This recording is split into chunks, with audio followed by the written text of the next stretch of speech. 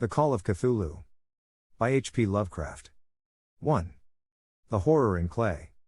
The most merciful thing in the world, I think, is the inability of the human mind to correlate all its contents. We live on a placid island of ignorance in the midst of black seas of infinity, and it was not meant that we should voyage far. The sciences, each straining in its own direction, have hitherto harmed us little, but some day the piecing together of dissociated knowledge will open up such terrifying vistas of reality, and of our frightful position therein, that we shall either go mad from the revelation or flee from the deadly light into the peace and safety of a new dark age.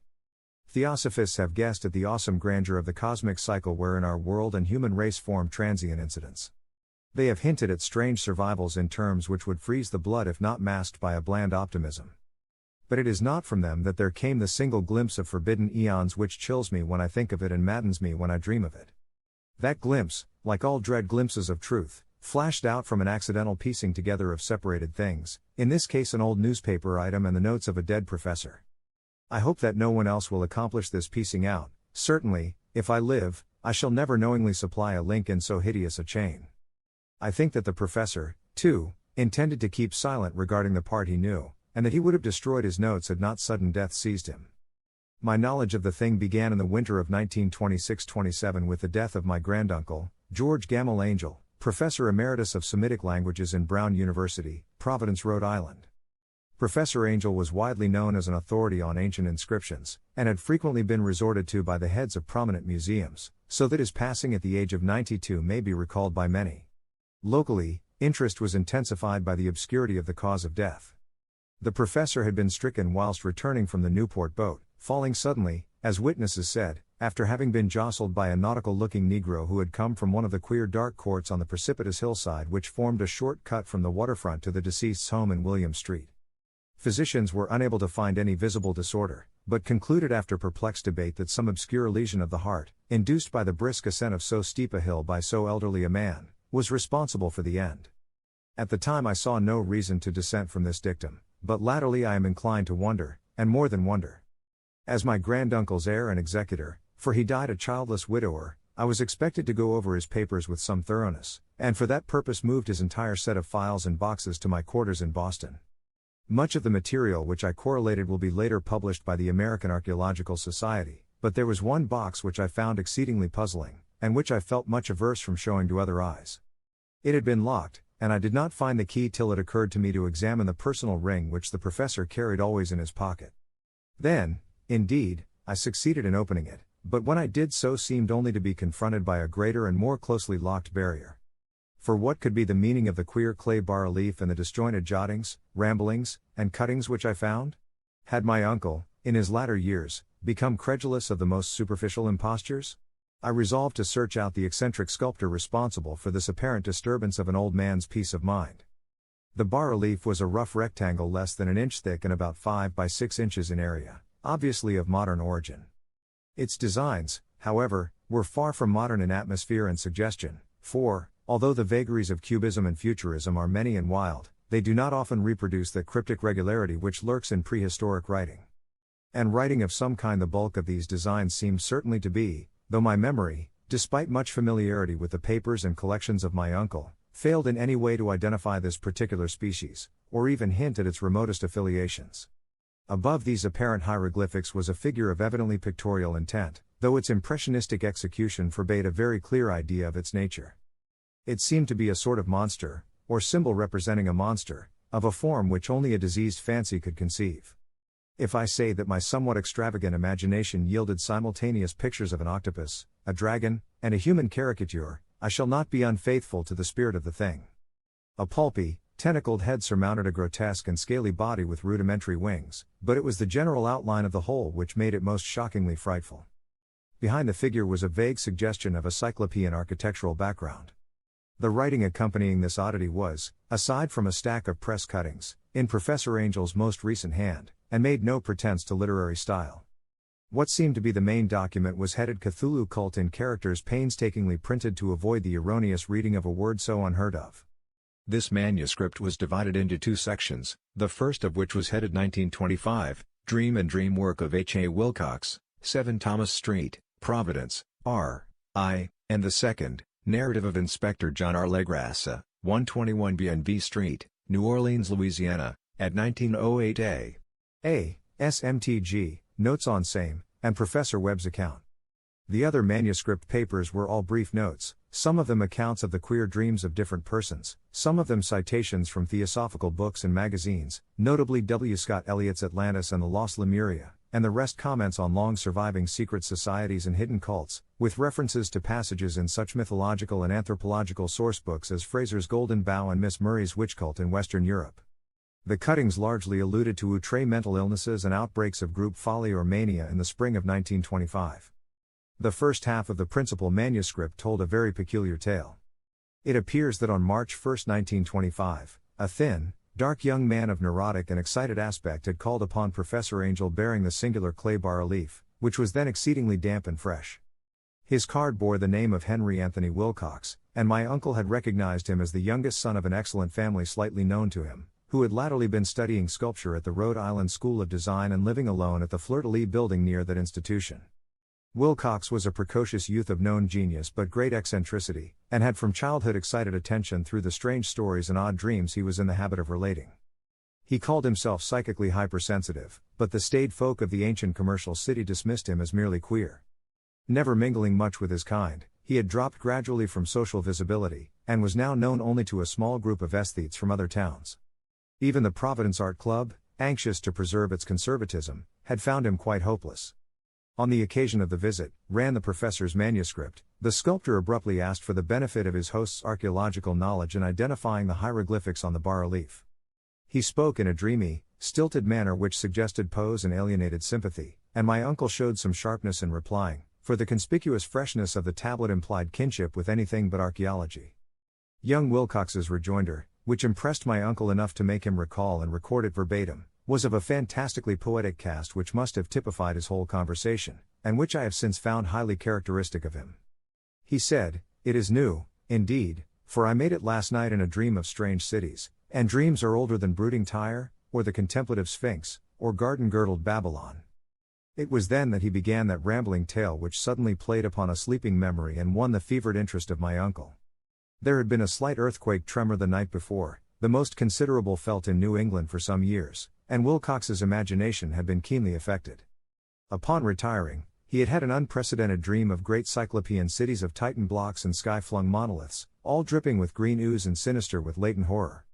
Hieroglyphics had covered the walls and pillars, and from some undetermined point below had come a voice that was not a voice, a chaotic sensation which only fancy could transmute into sound, but which he attempted to render by the almost unpronounceable jumble of letters, Cthulhu Mythos. This verbal jumble was the key to the recollection which excited and disturbed Professor Angel. He questioned the sculptor with scientific minuteness, and studied with almost frantic intensity the bas-relief on which the youth had found himself working, chilled and clad only in his nightclothes, when waking had stolen bewilderingly over him. My uncle blamed his old age, Wilcox afterward said, for his slowness in recognizing both hieroglyphics and pictorial design.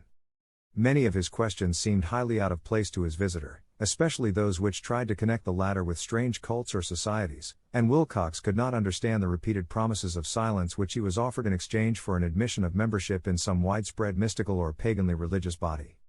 When Professor Angel became convinced that the sculptor was indeed ignorant of any cult or system of cryptic lore, he besieged his visitor with demands for future reports of dreams.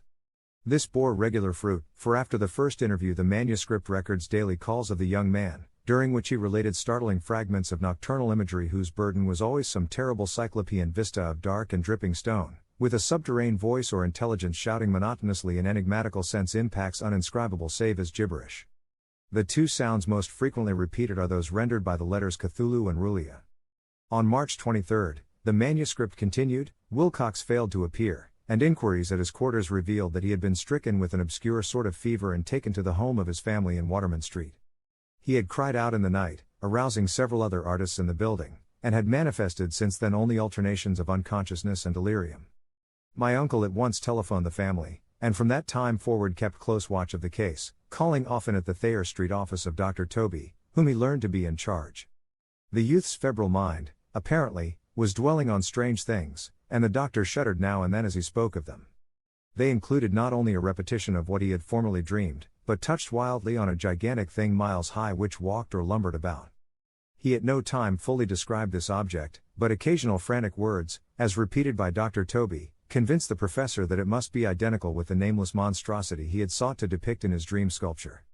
Reference to this object, the doctor added, was invariably a prelude to the young man's subsidence into lethargy. His temperature, oddly enough, was not greatly above normal, but the whole condition was otherwise such as to suggest true fever rather than mental disorder. On April 2 at about 3 p.m. every trace of Wilcox's malady suddenly ceased. He sat upright in bed, astonished to find himself at home and completely ignorant of what had happened in dream or reality since the night of March 22. Pronounced well by his physician, he returned to his quarters in 3 days, but to Professor Angell he was of no further assistance. All traces of strange dreaming had vanished with his recovery, and my uncle kept no record of his night thoughts after a week of pointless and irrelevant accounts of thoroughly usual visions. Here the first part of the manuscript ended, but references to certain of the scattered notes gave me much material for thought, so much, in fact, that only the ingrained skepticism then forming my philosophy can account for my continued distrust of the artist. The notes in question were those descriptive of the dreams of various persons covering the same period as that in which young Wilcox had had his strange visitations. My uncle, it seems, had quickly instituted a prodigiously far-flung body of inquiries amongst nearly all the friends whom he could question without impertinence, asking for nightly reports of their dreams, and the dates of any notable visions for some time past. The reception of his requests seems to have been varied, but he must, at the very least, have received more responses than any ordinary man could have handled without a secretary. This original correspondence was not preserved, but his notes formed a thorough and really significant digest. Average people in society and business, New England's traditional salt of the earth gave an almost completely negative result, though scattered cases of uneasy but formless nocturnal impressions appear here and there, always between March 23 and April 2, the period of young Wilcox's delirium.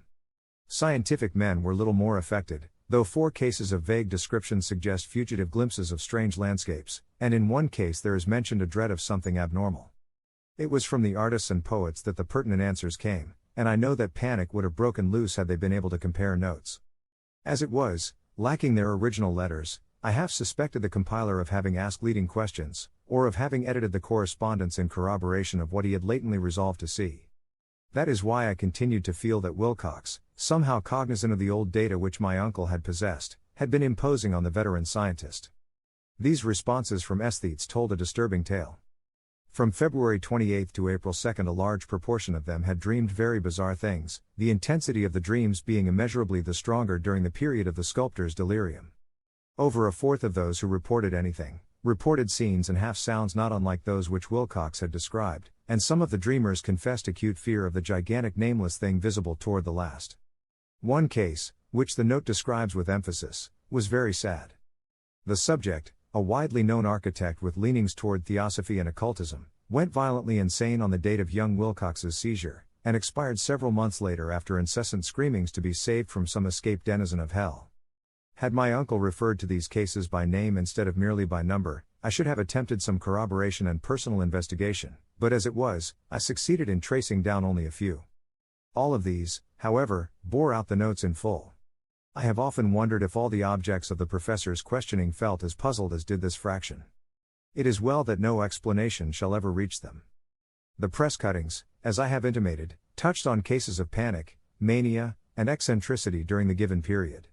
Professor Angell must have employed a cutting bureau, for the number of extracts was tremendous, and the sources scattered throughout the globe.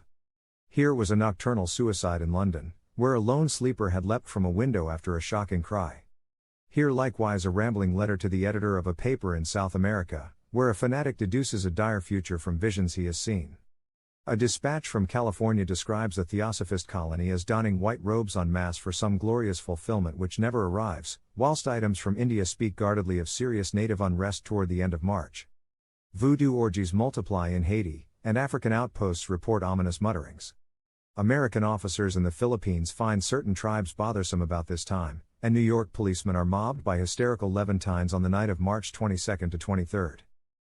The west of Ireland, too, is full of wild rumor and legendry, and a fantastic painter named Artis Bonneau hangs a blasphemous dream landscape in the Paris Spring Salon of 1926. And so numerous are the recorded troubles in insane asylums that only a miracle can have stopped the medical fraternity from noting strange parallelisms and drawing mystified conclusions. A weird bunch of cuttings, all told, and I can at this date scarcely envisage the callous rationalism with which I set them aside. But I was then convinced that young Wilcox had known of the older matters mentioned by the professor.